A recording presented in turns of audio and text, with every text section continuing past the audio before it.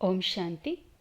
6 अक्टूबर 2023 की कुछ मुख्य पॉइंट्स है। बाबा ने कहा कि याद में रहने की प्रैक्टिस हो तो अंत में एक बाप ही याद आए और कोई नहीं। बाबा ने कहा कि नींद को जीतने वाले बनो, सवेरे उठने की आदत डालनी है। अगर सोते रहेंगे तो हम वर्षा गवा देंगे। घर गृहस्थी में रहते हुए भी ट्रस्टी होना है। तन मन धन से सब कुछ कुर्बान कर बाप के साथ घर चलने की पुरुषार्थ करनी है। तो शुरू करते हैं आज की मधुर महावाक्य। मीठे बच्चे, याद में रहने की ऐसी प्रैक्टिस करो जो अंत में एक बाप के सिवाय दूसरा कोई भी याद ना आए। प्रश्न, किस एक श्रीमत को पालन करने से तुम बच्चे तकदीरवान बन सकते हो? उत्तर, बाप की श्रीमत है, बच्चे नींद को जीतने वाले बनो। सवेरे का समय बहुत अच्छा होता है। उस समय उठकर मुझ बाप को याद करो तो तुम वक्तावर बन जाएंगे। अगर सवेरे सवेरे उठते नहीं है तो जिन सोया तिन खोया। सिर्फ सोना और खाना यह तो गंवाना है, इसीलिए सवेरे उठने की आदत डालो। गीत, तूने रात गवाई सो के। ओम शांति। यह कहानी बच्चों प्रति है। बाप कहते हैं, बच्चे खाना और सोना यह कोई लाइफ नहीं, जबकि तुम बच्चों को यह अविनाशी ज्ञान रत्नों का दान मिल रहा है, झोली भर रही है। फिर सोना और खाना यह तो गंवाना है। सवेरे उठने की बड़ी महिमा है, भक्ति मार्ग में भी ज्ञान मार्ग में भी, क्योंकि सवेरे के समय बहुत शांति रहती है। आत्माएं सब अपने स्वधर्म में रहती हैं, अशरीरी होकर विश्राम पाती है। उस समय याद बहुत रहती है। दिन में तो माया का धमचक्र रहता है। यह एक ही टाइम अच्छा है। अभी हम कौड़ी से हीरे जैसा बन रहे हैं। बच्चों को बाप कहते हैं, तुम हमारे बच्चे हो, हम तुम्हारे बच्चे हैं। बाप बच्चा बनता है, यह भी समझने की बात है। बाप अपने बच्चों को वर्षा देते हैं। वैसे मैं सौदागर तो हूँ ही। तुम्हारा कौड़ी जैसा तन मन यह सब व्यर्थ नोटे पेनी है। वह पुराना तुम्हारा सब कुछ लेकर फिर तुमको दे देता हूँ कि ट्रस्टी होकर संभालो। तुम जन्म बाय जन्म गाते आए हो, कुर्बान जाऊंगी, बलिहार जाऊंगी। हमारा तो एक, दूसरा ना कोई, क्योंकि सजनियाँ तो सब हैं, तो एक ही साजन को याद करेंगी। देह सहित सब संबंधों को भूलते भूलते एक की ही इतनी याद रह जाए, अंत में ना यह शरीर ना और कोई याद आए। इतनी प्रैक्टिस करनी है। सवेरे का समय बड़ा अच्छा है। तुम्हारी यह सच्ची सच्ची यात्रा है।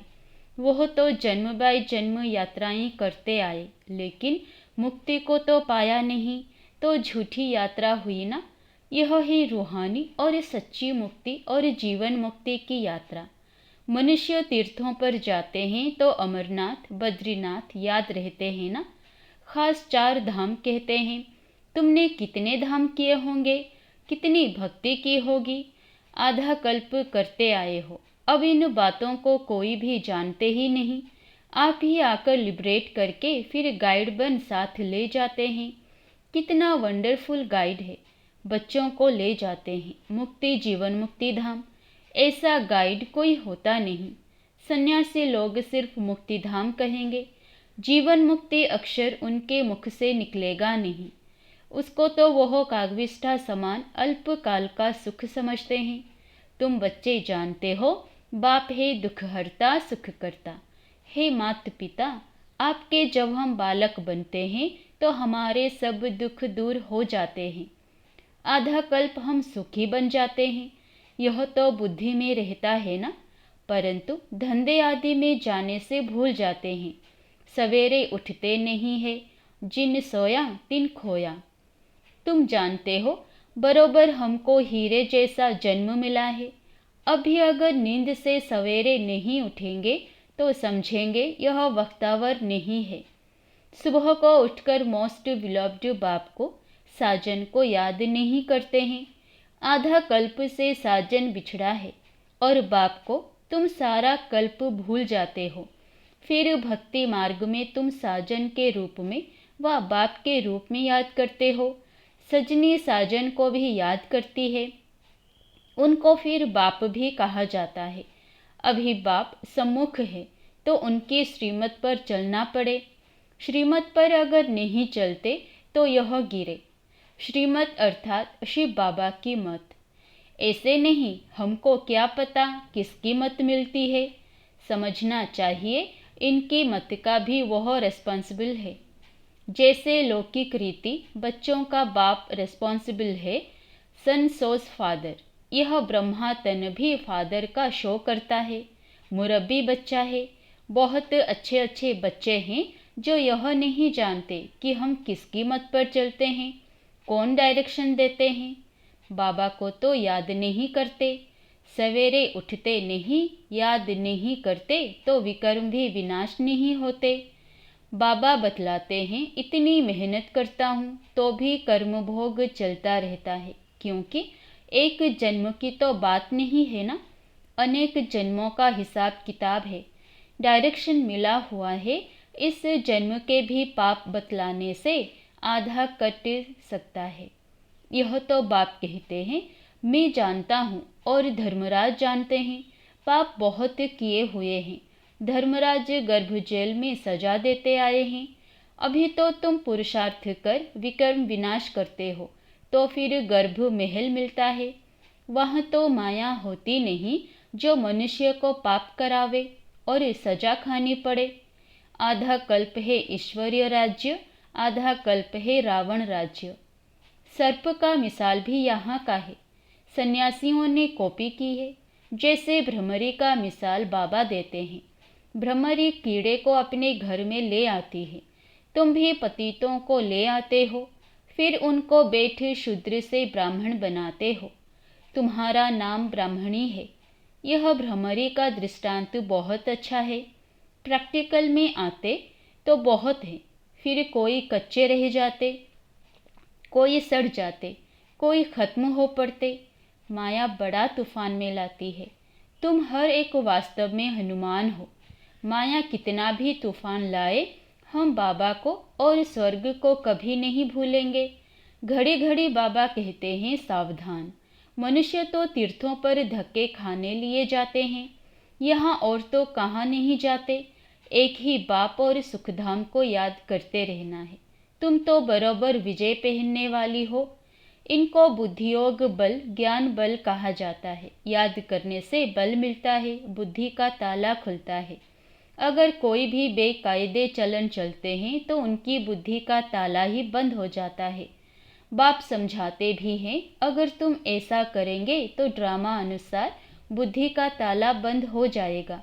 किसी को कह नहीं सकेंगे कि विकार में मत जाओ, अंदर खाता रहेगा, हमने इतने पाप किए हैं। अज्ञान काल में भी खाता है, मरते हैं फिर तौबा तौबा करते हैं, फिर पिछाड़ी में सब पाप सामने आ जाते हैं। गर्भ जल में गया, फट से सजाएं शुरू हो जाती है, पिछाड़ी में याद जरूर आता है। तो अब बाप कहते हैं, तुमको तो तौबा तौबा नहीं करनी है, तुम पाप मत करो। जेल बर्ड होते हैं ना, तुम भी जेल बर्ड थे। अभी बाबा गर्भ जेल की सजाओं से छुड़ाते हैं। कहते हैं मुझ बाप को याद करो तो पापों की सजाओं से छूट जाएंगे, तुम पावन बन जाएंगे। अगर फिर गिरे तो बहुत चोट लग जाएगी। अशुद्ध अहंकार है पहले, फिर है काम क्रोध। काम महाशत्रु है, यह तुमको आदि मध्य अंत दुख देते आए हैं। तुम आदि मध्य अंत सुख के लिए पुरुषार्थ करते हो तो पूरा पुरुषार्थ करना चाहिए। बोलते हैं सवेरे जाग नहीं सकते हैं तो फिर पद भी ऊंची पा नहीं सकेंगे, दास दासी बनना पड़ेगा। वहाँ कोई गोबर आदि नहीं उठाना पड़ता, मेहतर नहीं होते। अभी भी विलायत में नौकर आदि नहीं रखते हैं, आपे ही सफाई हो जाती है। वहाँ तो गंदगी होती नहीं, बाकी चंडाल दास दासियाँ आदि होते हैं। बाप तुम बच्चों को सब राज समझाते हैं, तुम्हारी बुद्धि में सारी राजधानी है। तुम ड्रामा को समझ गए हो। पहले पहले मुख्य इस चक्र को समझाना है।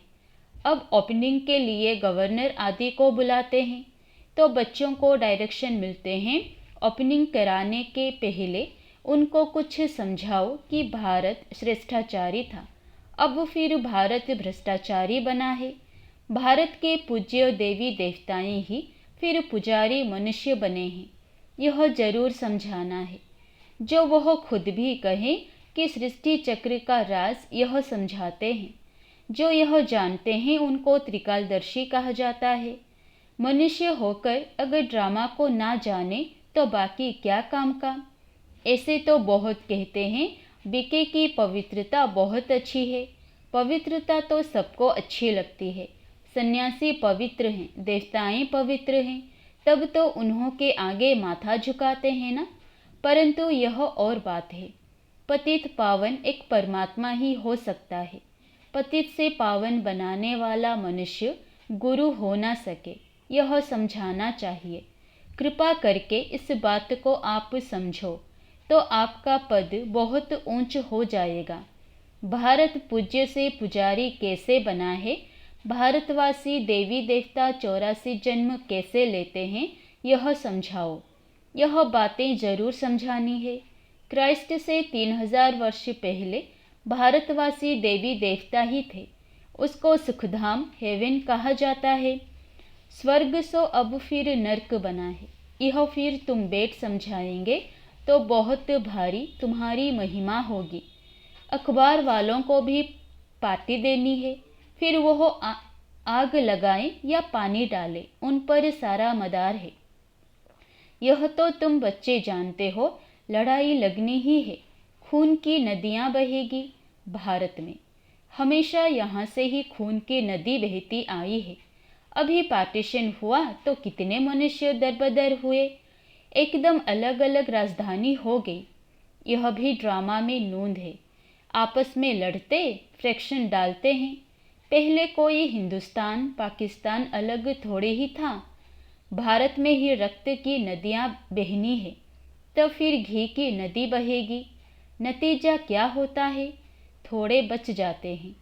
तुम पांडव हो गुप्त वेश में, तो गवर्नर को पहले परिचय देना है।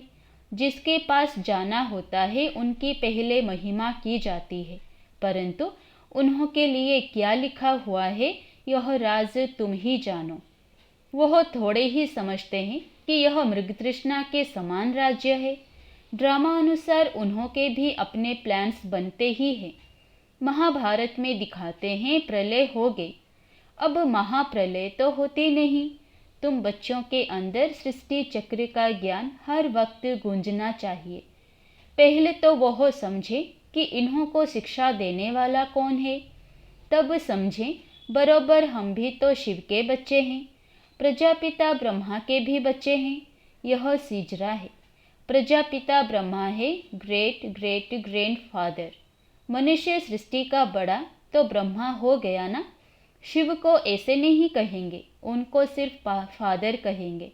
ग्रेट ग्रेट ग्रैंडफादर यह टाइटल हो गया प्रजापिता ब्रह्मा का। जरूर ग्रैंड मदर ग्रैंड चिल्ड्रन भी होंगे। तुम बच्चों को यह सब समझाना है। शिव है सभी आत्माओं का बाप, ब्रह्मा द्वारा सृष्टि रचते हैं।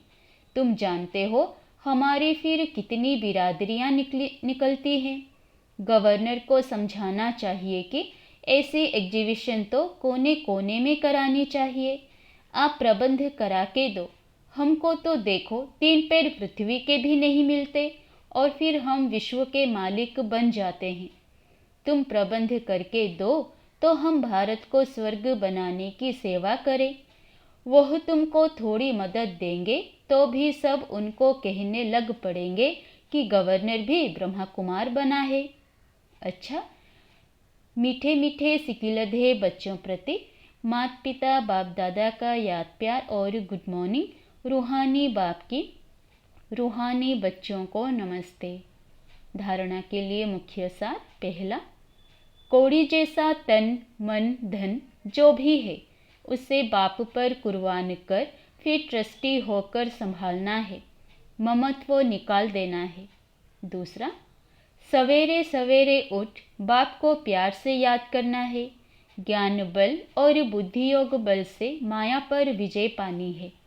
वरदान: दृष्टि द्वारा शक्ति लेने और शक्ति देने वाले महादानी वरदानी मूर्ति भव। आगे चलकर जब वाणी द्वारा सेवा करने का समय व सर्कमस्टांस नहीं होगा, तब वरदानी महादानी दृष्टि द्वारा ही शांति की शक्ति, प्रेम, सुख व आनंद की शक्ति का अनुभव करा सकेंगे। जैसे जड़ मूर्तियों के सामने जाते हैं तो चेहरे द्वारा वाइब्रेशन मिलते हैं, नैनों से दिव्यता की अनुभूति होती है। तो आपने जब चैतन्य में यह सेवा की है तब जड़ मूर्तियाँ बनी हैं। इसीलिए दृष्टि द्वारा शक्ति लेने और देने का अभ्यास करो, तब महादानी वरदानी मूर्ति बनेंगे। स्लोगन: फीचर्स में सुख, शांति और खुशी की झलक हो तो अनेक आत्माओं का फ्यूचर श्रेष्ठ बना सकते हो। अच्छा, ओम शांति।